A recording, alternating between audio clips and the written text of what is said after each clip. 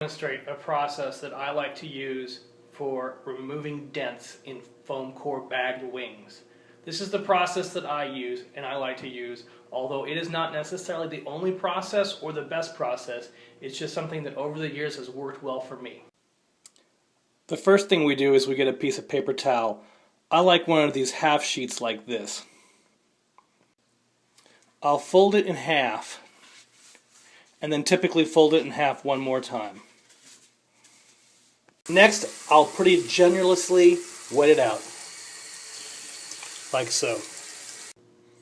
Normally, I like to use a monocoat iron like this one. I think it's a convenient size for steaming out dents. But I know not all pilots have such a thing, so I'm also going to demonstrate using a regular household iron to steam dents out. I set the household iron on its maximum setting. I went ahead and placed the paper towel on the wing like this. The wet paper towel prevents the wing from getting too hot because the temperature of boiling water is not too hot to melt the foam.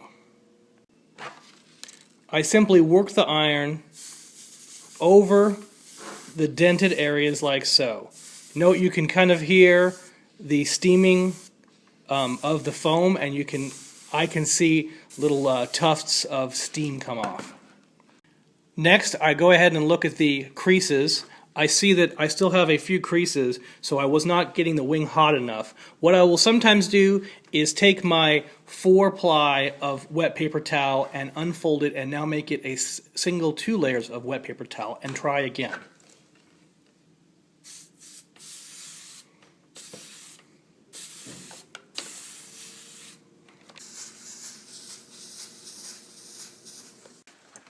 I find that the monocoat iron works a bit better. It's a little easier to manipulate, and I think that it gets hotter.